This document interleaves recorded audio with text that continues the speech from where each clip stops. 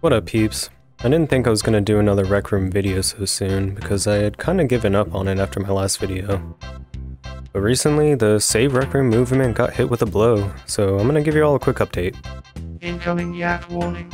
Basically, the movement started more or less with Butter's hilarious parody song videos. What happened to the RecRoom that I used to know? But quickly got co-opted by Toaster, who really pushed it out to become a full-on movement, suggesting to players that they should all log in July 6th.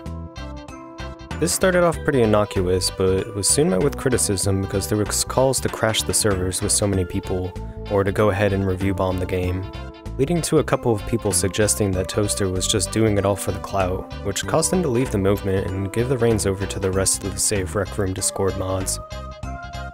Now, I was gonna go over those people who were pushing that narrative, but it was literally so petty and dumb that it kinda looked like the presidential debate the other night.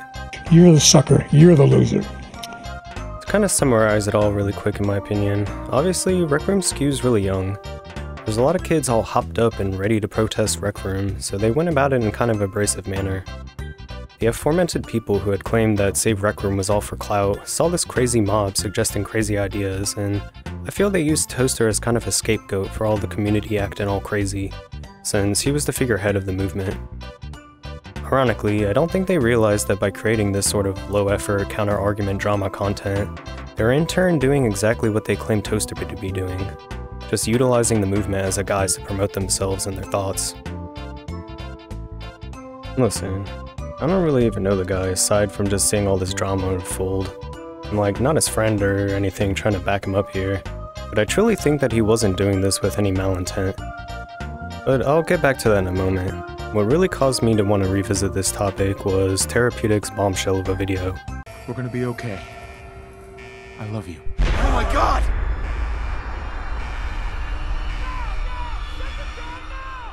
Hold on! Can't this thing move faster? Oh god. Oh god. Oh god. Oh god. To give you a too long didn't watch, even though you probably already have, she basically covered all the drama and took it upon herself to reorganize the movement into a sort of more concise message from the players to the devs in a much more positive way. And frankly, I agree with her list of problems with RecRoom 100%, but there's just one small issue that I took with it. At one point she touches on how review bombing the game would be a detriment to RecRoom because it would make them lose out on possible new players. And while I completely agree with that, I think that she just has a different outlook on the situation than others do because of her inherent bias being a paid creator for RecRoom. And I'm just gonna stop some of you gremlins right here because I know people feed off drama and they're gonna turn this into like a me versus her thing. But I don't think the bias that she has is like a negative thing per se. I just think that she views it in a certain light that normal players might not. Like, for example, in Botiath's video, he uses careful language claiming he doesn't want to get RecRoom mad at him, but he does want to voice his opinion, basically saying that he doesn't want the bite the hand that feeds him, essentially. And like I said, you know, I love RecRoom. It has literally changed my life. I make money from RecRoom. Anybody who uses my code, you're helping financially support me. I can't thank you enough. I'm not trying to get on RecRoom's bad side. I'm just trying to put my thoughts out there, and, you know, I wish nothing but the best for RecRoom. So when you look at things in that way, of course you would look for solutions that protect this short-term investment, like having players keep playing while waiting for things to get better, versus going for a more long-term fix suggested by saveRecRoom. And that brings me to the review bomb thing. I've seen some people suggest that leaving poor reviews and efforts to get the devs to fix their game is holding the devs hostage, and that sentiment is just asinine to me. I think the whole thing got overblown into some nefarious thing. Like, Tara notes in her video, I fail to see how writing negative reviews is going to accomplish any of the previous points. It would likely just cause potential new players to think twice about starting RecRoom. Actually, who even reads reviews anyway? well, just specifically talking about Steam here, these are either recommended or not recommended. It's not good game, bad game. It's not an inherently negative thing to leave a legitimate criticism of the game, much like the ones that Tara suggested, and then leave a review as to why you could no longer recommend it to someone else. This isn't toxic, it's literally just voicing your opinion because it's really the only course of action that players have against devs most of the time in the gaming landscape. Now, I can concede that just leaving no constructive criticism and just saying RecRoom bad comes across as petty, and I do think organizing players to do it en masse is kind of stupid for 2 reasons as well. 1, you shouldn't need a movement to tell you what to do. You should just do things out of your own accord and not be little sheep. And then 2, I don't know why it took this long for y'all to consider changing your review. Mine's been negative for a while now, because I simply can't recommend it based on how I feel about the exploitive microtransaction practices, and pretty much all the other reasons that Tara listed. But if a movement inspires you to remember that you wanted to do that anyway, well, in my opinion, that's fair game. If thousands of upset players just decided that they want to leave a not recommended because that's actually how they truly feel, well, that's just the reality of what's going on, not some manufactured assassination of RecRoom. And it's not like there hasn't been precedent in the past. I mean, look at Helldivers 2 removing the PlayStation account requirement after getting review bombed. Or even one that hits close to me. Do you remember No Man's Sky on release? I'm sure a lot of you know that it wasn't as advertised, causing them to get run through the ringer on the internet. This made the devs kick into high gear to save their game and just ended up fixing all the complaints, adding multiplayer and even going as far to add VR support, which impressed me enough to end up buying it even though I was against it from the initial reviews. I ended up supporting them because I had heard of all the improvements that they made that the community had been asking for. So to recap, yes, reviewing it poorly would hurt the game in the short term, which would affect microtransactions and RecRoom Plus sales, which would then go on to indirectly affect the creators who have codes that need to be used. But in my opinion, it would serve better for the longevity of the game, because RecRoom would be put in a position where they have to shift focus to pleasing current players, rather than attempting to build tools for some custom room utopia in the future, and lacking everywhere else in the interim. Tara gave the analogy of a sinking ship. Imagine if RecRoom stayed small and was now running on skeleton staff and considering shutting their doors altogether because everything was free or cost 100 tokens and they couldn't actually generate the income necessary to grow, let alone stay alive. But ooh, happy community that goes down with the ship. Still not a pretty picture, right? Well, couldn't you kind of say the inverse?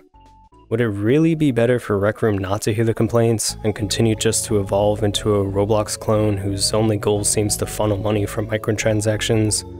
Where the majority of players left are just young children who don't know any better? Is that really the RecRoom we want instead? It kinda just feels like a lose-lose scenario no matter which opinion you hold. But just to reiterate, this isn't a hit piece.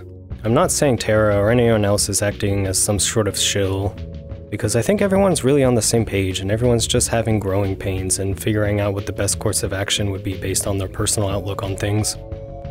After all, there is never one cookie-cutter solution, and even Tarapeutic recognizes that.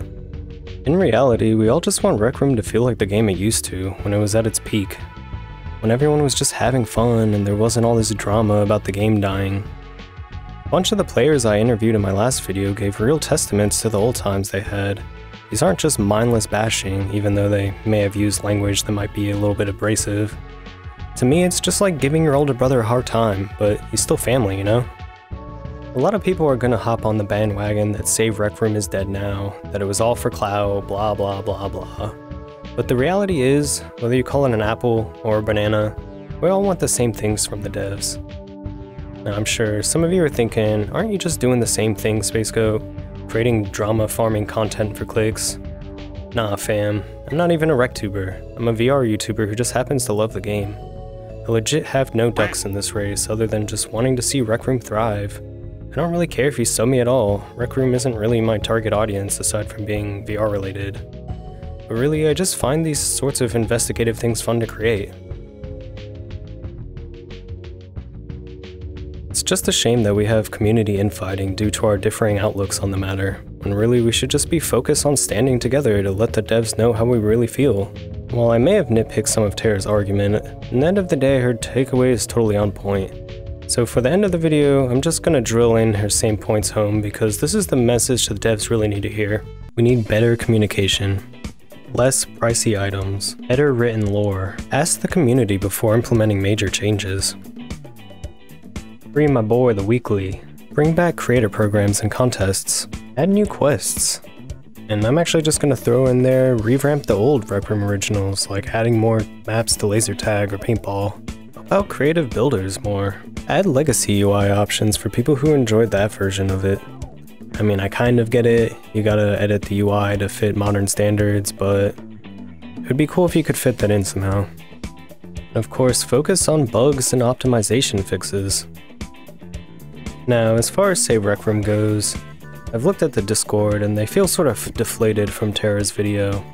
They were looking to kind of rebrand it, similar to how saveTF2 became fixTF2, but at this point of time, they've kind of given up.